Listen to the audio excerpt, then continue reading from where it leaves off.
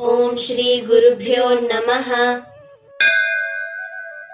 శ్రీమద్భగవద్గీత 15వ అధ్యాయం పురుషోత్తమ యోగం 5వ శ్లోకము. నిర్మాణమోహాజిత సంగదోషాధ్యాత్మనిత్యా వినివృత్త కామాః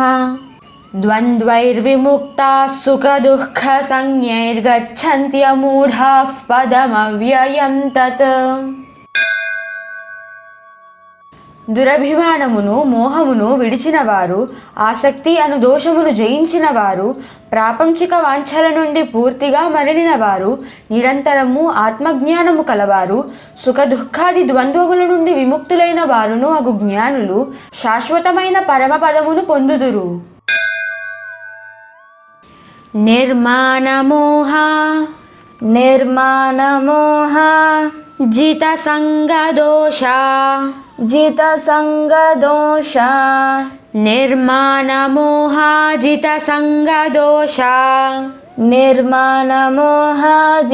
సంగదోష అధ్యాత్మనిత్యా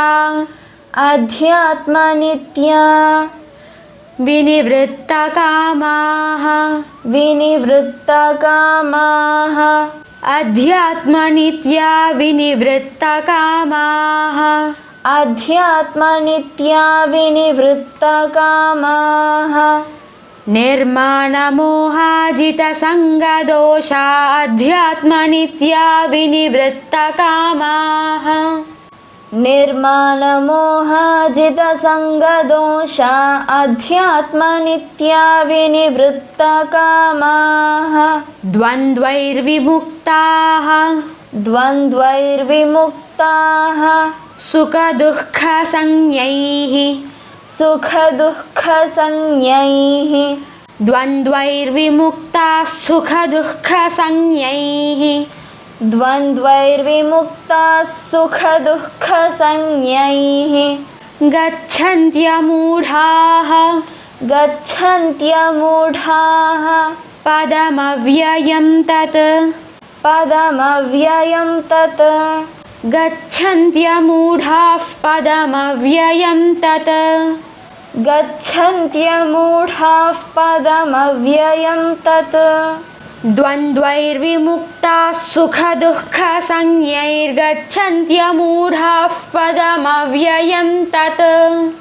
ద్వంద్వైర్విముక్తాః సుఖదుఃఖ సంజ్ఞైర్గచ్చన్త్యమూఢాః పదమవ్యయం తత్ నిర్మాణమోహ నిర్మాణమోహ జిత సంగదోష జిత సంగదోష నిర్మాణమోహాజిత సంగదోష నిర్మాణమోహాజిత సంగదోష అధ్యాత్మనిత్యా అధ్యాత్మనిత్యా వినివృత్త కామాః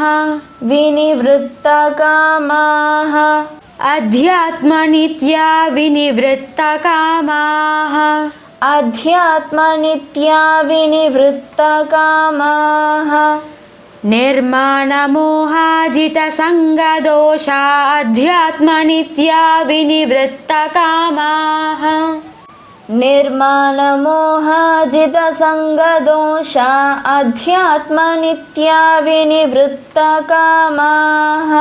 ద్వంద్వైర్విముక్తాః ద్వంద్వైర్విముక్తాః సుఖదుఃఖ సంజ్ఞైః సుఖదుఃఖ సంజ్ఞైః ద్వంద్వైర్విముక్తాః సుఖదుఃఖ సంజ్ఞైః ద్వంద్వైర్విముక్తాః సుఖదుఃఖ సంజ్ఞైః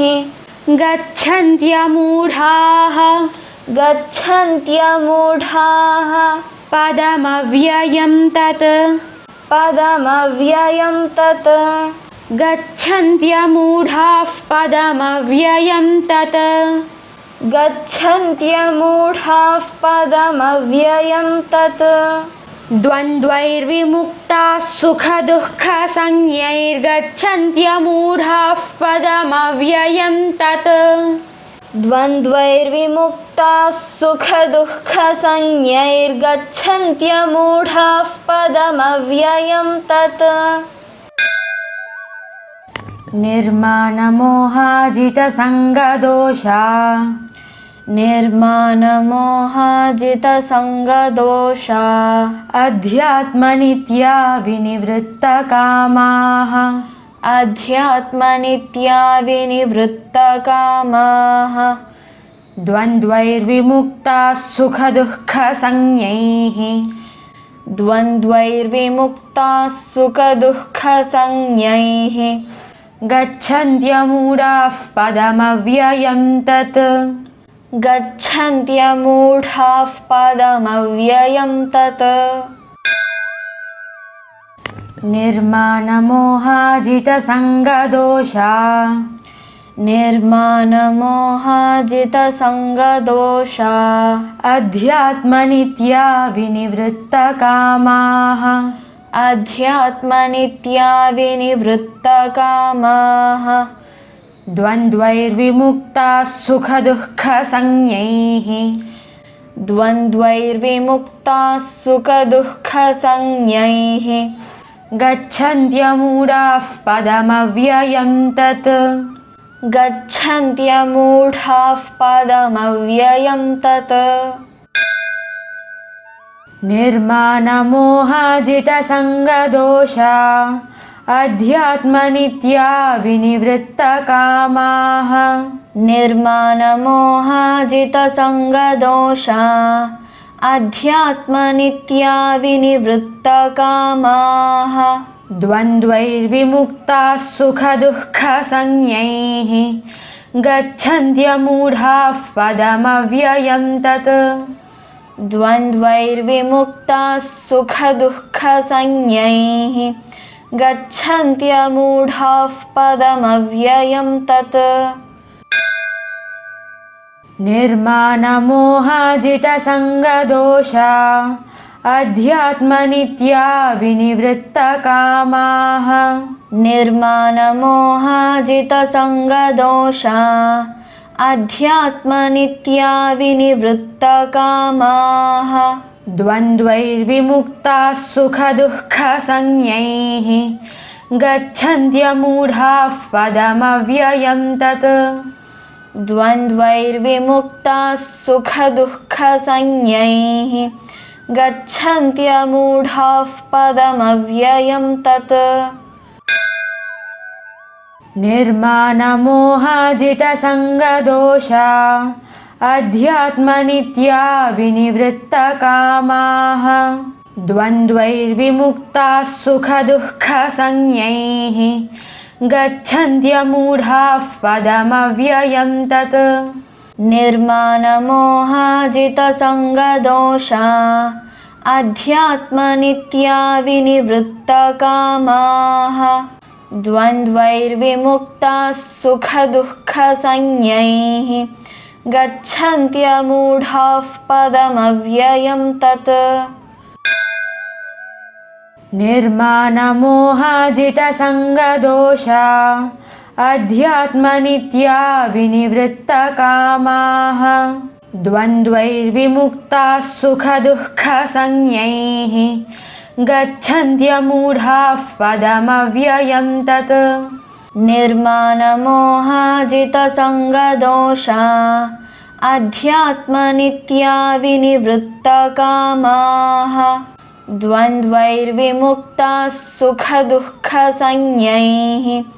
गच्छन्त्यमूढाः पदमव्ययं तत् निर्माणमोहाजितसङ्गदोषाध्यात्मनित्या विनिवृत्तकामाः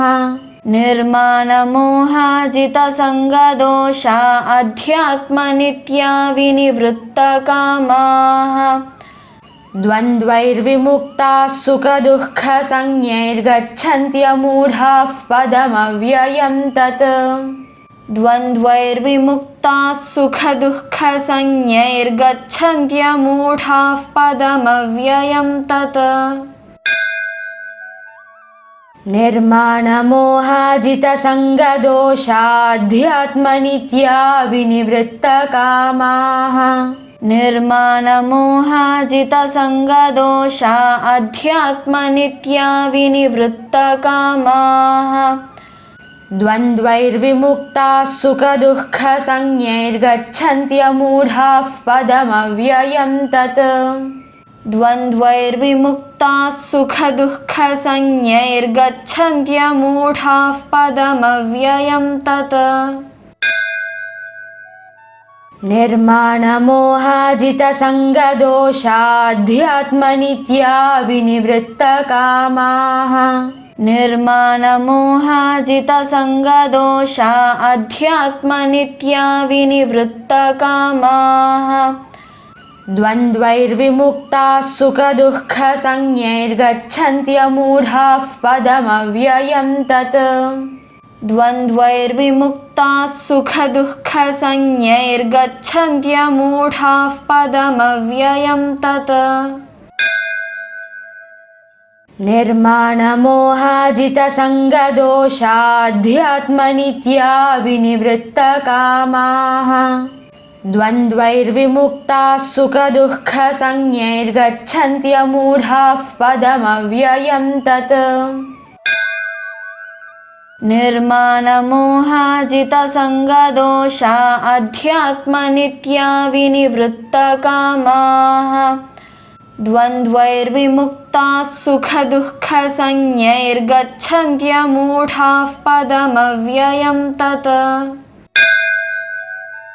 निर्माणमोहाजितसङ्गदोषाध्यात्मनित्या विनिवृत्तकामाः द्वन्द्वैर्विमुक्ताः सुखदुःखसंज्ञैर्गच्छन्त्यमूढाः पदमव्ययं तत्